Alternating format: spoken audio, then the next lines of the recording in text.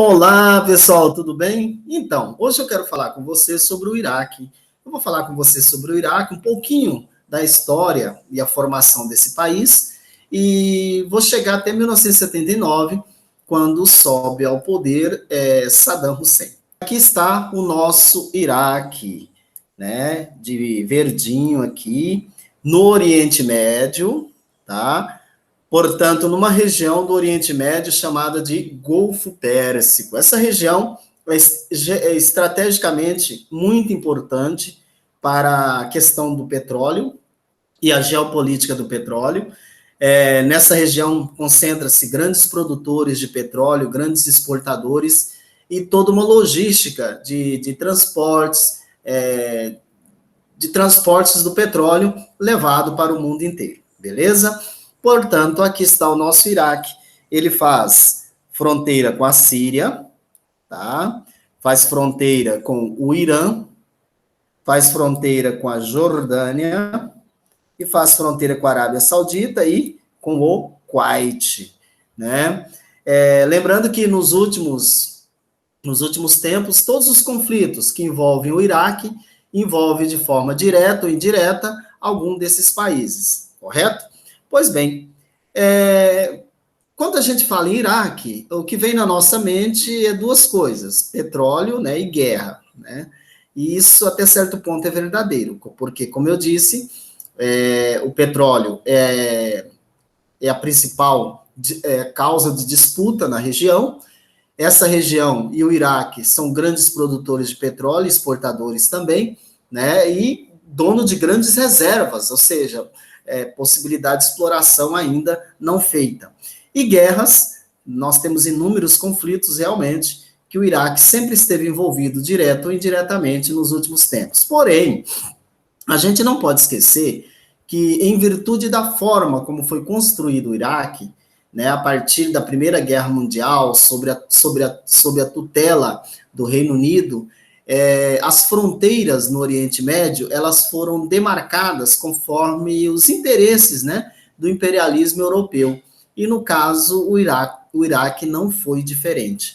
Portanto, a gente não deve esquecer que o país é mergulhado também em conflitos e questões étnicas, religiosas, além das questões energéticas. Porque quando a gente olha os iraquianos, temos uma ideia de que seja um povo homogêneo e esquecemos esse caldeirão étnico-cultural que é o Iraque, né? Portanto, na antiguidade, essa região, como vocês já sabem, era uma área de domínio de vários povos, principalmente entre os rios Tigre e Eufrates, onde teve o desenvolvimento de sucessivas civilizações fabulosas, né, que eram chamados mesopotâmicos, né? E no século VIII também a região teve a influência do Império Muçulmano, e aí é que a presença muçulmana e a presença árabe se consolida a partir desse período aí, século VIII, o Império Muçulmano. O Império Muçulmano vem em decadência, depois vem outros impérios, mas fica em destaque na região o imperialismo europeu, que, lógico, o imperialismo europeu não era um império, porém, era uma forma de domínio que as potências europeias encontraram no século XIX para levar adiante os interesses imperialistas e a manutenção do processo do capitalismo industrial, né? E aí, o Oriente Médio vai configurar como uma área fornecedora de energia, em especial. Portanto, a partir do século XX, as potências europeias passam a ditar as regras, a dizer o que deve ser feito ou não na região do Oriente Médio. No caso do Iraque, em 1921, o Reino Unido, que ficou responsável para organizar essa região do Oriente Médio após o fim da Primeira Guerra Mundial, e essa organização tinha o apoio, inclusive, da Liga das Nações, que foi uma antecessora da ONU, que é a Organização das Nações Unidas, vai ser criado um país, né, governado por uma monarquia, e essa monarquia pró-ocidente. O que significa? Essa monarquia, esses reis ou monarcas que assumiam o poder no Iraque, eles estariam atendendo os interesses europeus, e não os interesses nacionais propriamente ditos, né, nacionais iraquianos, correto? Então, e aí, esses interesses vão se configurar a partir da formação de alguns países, dentre eles está aí o Iraque. Veja que o domínio britânico sobre o Iraque vai resultar na obrigatoriedade de povos, como os árabes e curdos, árabes sunitas, curdos xiitas, árabes xiitas.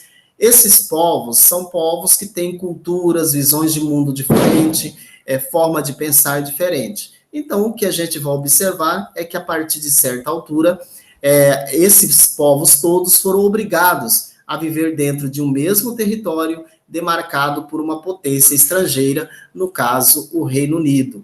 E aí você sabe no que pode resultar: conflitos, não é verdade? Pois bem, só que de 1921 até 1979, quando Saddam Hussein assume a presidência do Iraque, muita coisa aconteceu, né? Por exemplo, a independência, né? Então, o Iraque torna-se independente nesse período.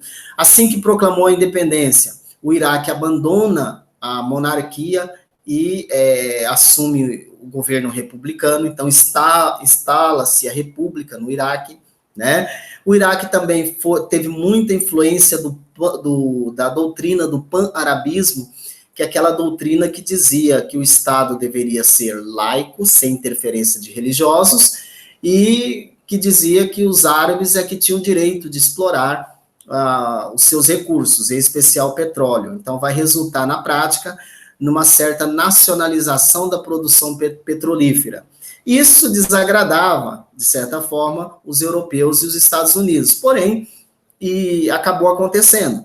Então, várias empresas petrolíferas, várias formas de extração de petróleo no Iraque foram nacionalizadas dentro daquele auge, né, do pan-arabismo, principalmente a partir da década de 1970, onde tinha como liderança o Egito também. Mas aí, a história do Iraque muda radicalmente em 1979, quando o general sunita, né, Saddam Hussein, assume a presidência. Veja que Saddam Hussein vai assumir a presidência e ele vai estar do lado, né, de um grupo minoritário dentro do Iraque, correto? Então, qual seria a radiografia que eu posso dizer para você sobre o governo de Saddam Hussein no Iraque? De uma forma bem simples, primeiro, o Saddam Hussein se instalou como um ditador.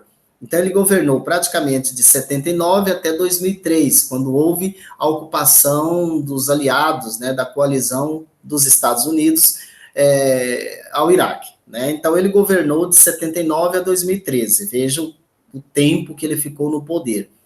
Portanto, era um governo autoritário, né, marcado por uma repressão, né, por assassinatos, regime de terror na população.